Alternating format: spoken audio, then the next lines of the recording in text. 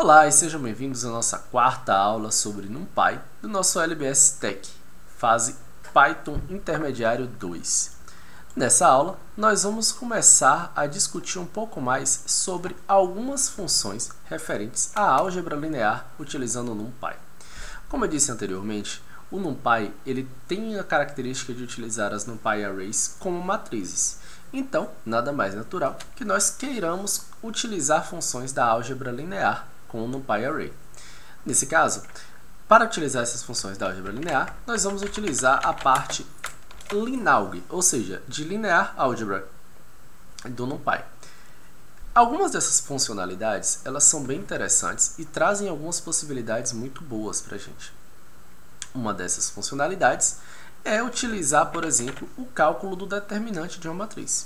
Então, se nós temos aqui uma matriz, vamos criar a nossa matriz X. Ela vai ser igual a np.array e a gente pode criar uma matriz 3x3, que ela seria, por exemplo, 1, 2, 3.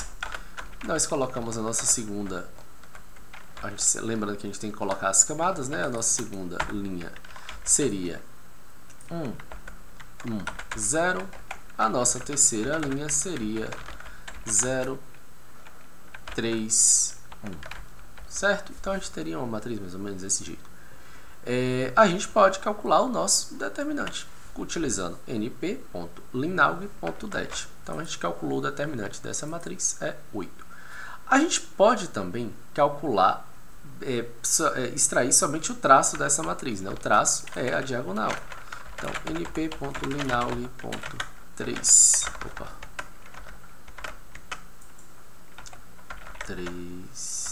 np.3 da matriz, certo? A gente pode pegar a soma dos diagonais, dá 1 mais 1 mais 1, 3, certo?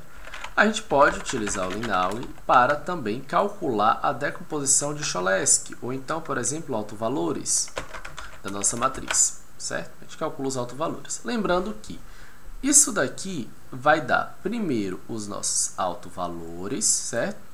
E os nossos autovetores associados. Então, isso aqui associado ao primeiro autovalor, a gente tem esses autovetores, esse autovetor. Associado ao segundo autovalor, a gente tem este autovetor. E associado ao terceiro autovalor, nós temos este autovetor. A gente pode também calcular a inversa, linalg.inv de x, certo? A inversa do nosso x é essa matriz. Então, são algumas das facilidades que o NumPy ele nos traz, certo? Um outro ponto interessante é que, quando nós falamos de matriz, nós também falamos de vetor. Então, quando a gente tem essa nossa matriz X, que nós definimos agora, nós temos, por exemplo, várias linhas. A gente pode, por exemplo, calcular, quando a gente tem dois vetores, a gente pode calcular soma, subtração, multiplicação desses vetores. E uma das coisas que a gente pode calcular, por exemplo, é se esses vetores representarem coordenadas, a gente pode calcular a distância entre um vetor e outro. Digamos que cada linha corresponda às coordenadas x, y e z de um ponto no espaço. Como que a gente poderia fazer? A gente poderia calcular, por exemplo, a distância da primeira linha para a segunda linha da seguinte maneira: np.linalg.norm, ou seja, a gente vai pegar a norma de um vetor. Nada mais é que a gente pode pegar, por exemplo, x. Vamos pegar a primeira linha. Qual é a norma da primeira linha?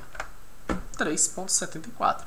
Se a gente pegar a norma da segunda linha, a mesma coisa, a gente pode calculá-la utilizando o x1. E a gente pode calcular também a norma da terceira linha, certo? Mas como que a gente utilizaria isso para calcular a distância? Quando você subtrai dois vetores e calcula a norma daquele vetor, ele vai te dar a distância, o equivalente da distância euclidiana. Por quê? Então, vamos ver por quê. Se a gente pegar a distância euclidiana de um ponto, ela seria equivalente ao seguinte. A gente vai colocar aqui na forma matemática em Markdown para ficar mais fácil, que a distância ela é igual a raiz quadrada de um valor x2 menos x1, vamos colocar aqui x2 menos x1 ao quadrado mais y2 menos y1 ao quadrado, vamos colocar no formato de Markdown para não ter problema, ao quadrado, mais z2 menos z1 também ao quadrado, certo? Então, a gente teria isso daqui, a nossa forma da distância. Se a gente faz essa subtração dos vetores, se eu subtraio o módulo do meu vetor, né? Quando eu peço, por exemplo, o módulo do meu vetor, a gente pode colocar isso daqui, ó. O módulo de um vetor, ele vai ser igual a raiz quadrada do seu x ao quadrado mais seu y ao quadrado, seu z ao quadrado. Olha como é interessante essa norma do vetor, a relação que ela tem com a distância. Quando você pega essa norma do vetor, se esse vetor equivale a x1 menos x2 menos x1, isso significa que essa norma ela é equivalente ao cálculo da distância entre os dois vetores. Então, a gente pode calcular a distância como sendo np.linaug.norm, e aí a gente quer saber, por exemplo, a distância do 2, da segunda linha para a primeira linha. Então, a gente vai colocar do que? Do x1 menos x0. Então, o nosso D é essa distância, certo? Então, a distância da segunda linha para a primeira linha é 3,16 unidades de medida.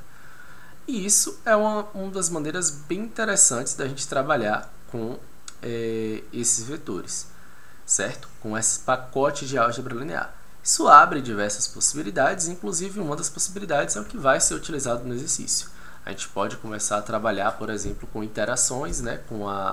A gente trabalhar no laço for para poder calcular, por exemplo, a distância ponto a ponto de cada uma dessas linhas. Então, da primeira linha para a segunda, da segunda linha para a terceira. Isso tem algumas aplicações interessantes na bioinformática, como, por exemplo, o método ACSM, né, que calcula a distância de cada um dos átomos de uma proteína. Então, pessoal, com isso nós concluímos os principais pontos que nós queríamos falar de NumPy, e na próxima aula nós já iniciaremos a falar um pouco mais sobre pandas.